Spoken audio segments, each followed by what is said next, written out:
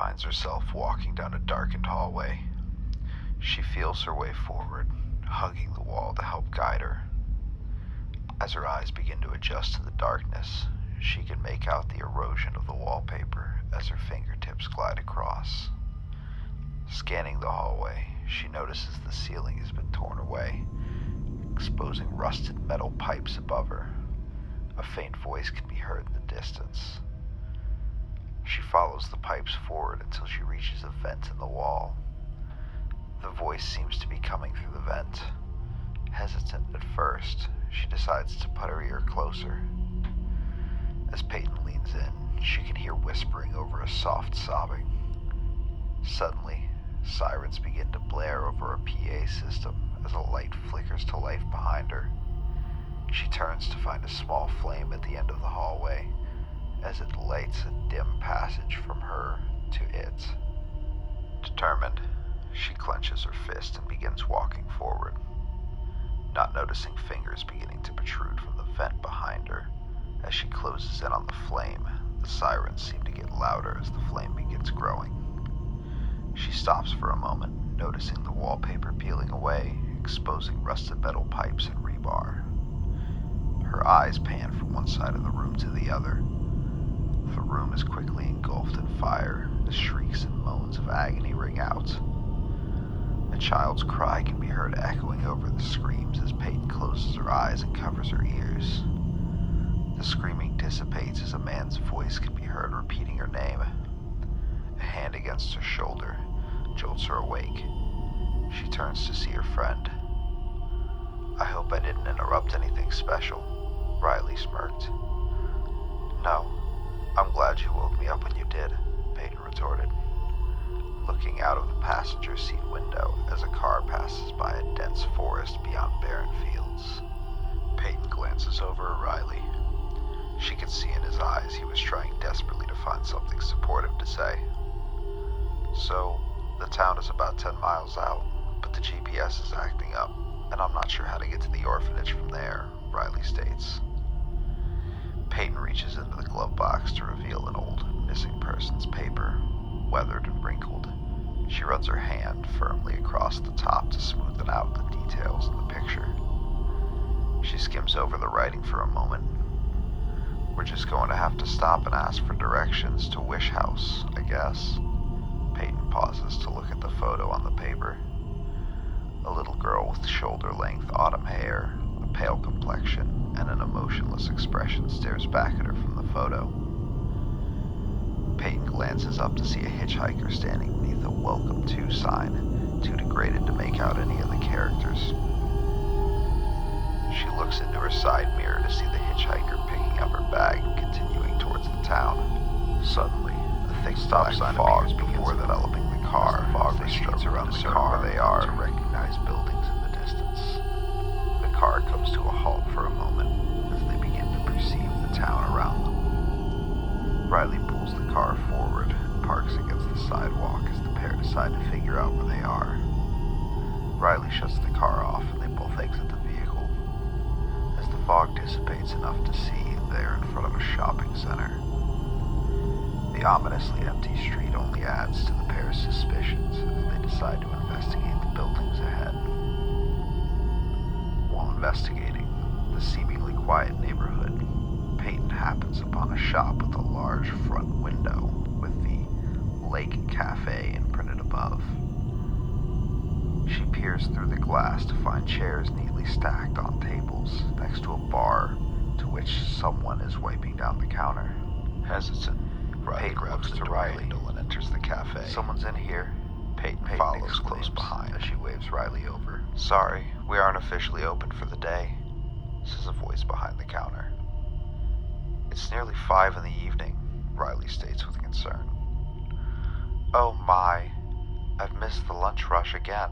Well, I'm sorry. You and the other patrons will have to wait outside while I set up for this evening's event," explained the voice.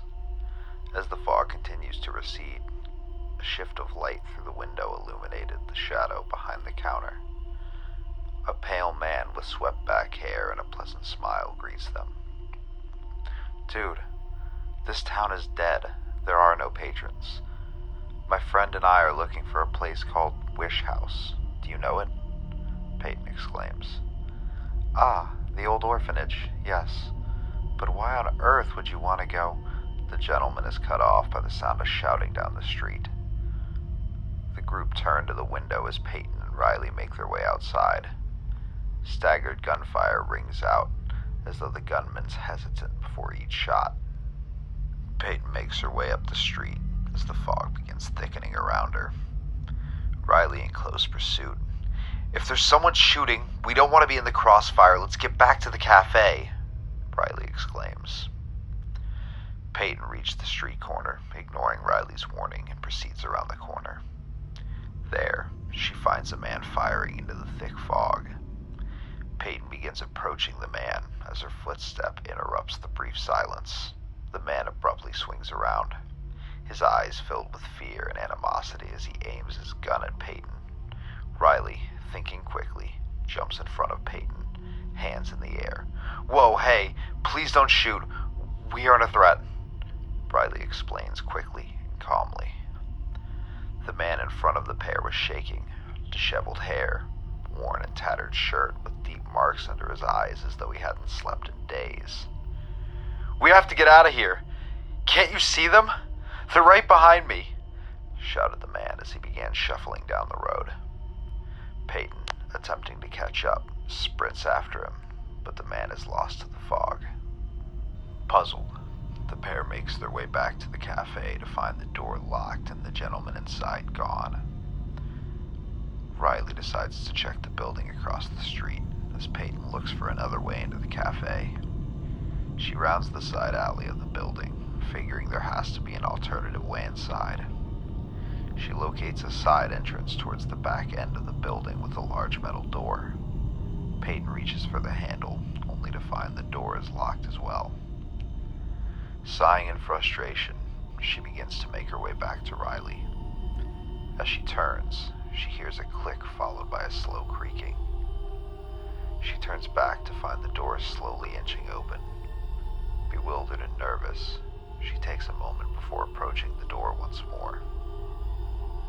Peyton slowly pulls the handle back as the weighted door against its hinges echoes an ear-wrenching screech over the silence of the cafe.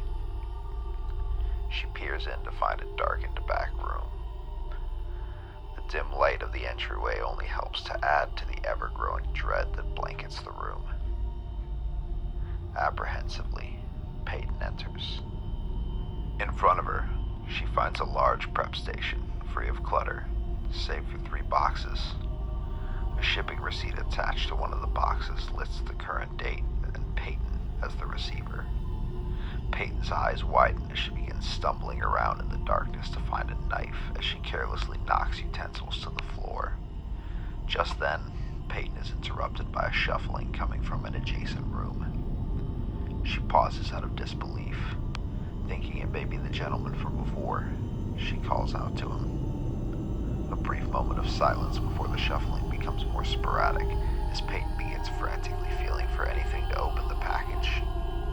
As she clambers over the spilled utensils, she slices her finger on a large knife. Wincing in pain, she reaches back at the knife to feel for the handle. The shuffling becomes less muffled as it rounds the corner from the adjoining room. She looks up to see a shadowy figure lumbering in her direction. She hastily slices the tape around the package as the figure grows closer. Inside, she finds pamphlets for the town. She scans over one to find a map. She pauses, realizing the shuffling is halted. She turns in horror to find a set of legs attached to a mass of flesh with another set of smaller, more disfigured legs folding in on themselves. A hole opens up within the flesh to reveal thousands of razor-sharp teeth as the creature shrieks and writhes in agony, and Peyton begins feeling an immense burning sensation in her throat and nose. She begins to feel nauseous and lightheaded. The creature begins shuffling towards her, its movements unnatural as its kneecaps cave in on themselves and its additional legs begin shaking and kicking in agony as it continues to lumber towards her. As the monster begins closing the distance, Peyton begins swinging her knife wildly in front of her as she slices the creature. The creature stumbles back, writhing in pain as its unsettling screech adds to her nausea. Taking one last swing, she manages to stab the monster in one of its additional legs as the monster takes a massive step backwards. She uses this time to retreat as she can hear its massive and sporadic footsteps giving chase only feet away as she exits through the side entrance, only turning to slam the door behind her. Hey guys, instead of my normal outro, I really just wanted to say thank you so much for watching. And if you did enjoy, please like and subscribe, and feel free to share and leave me a comment and let me know what you think.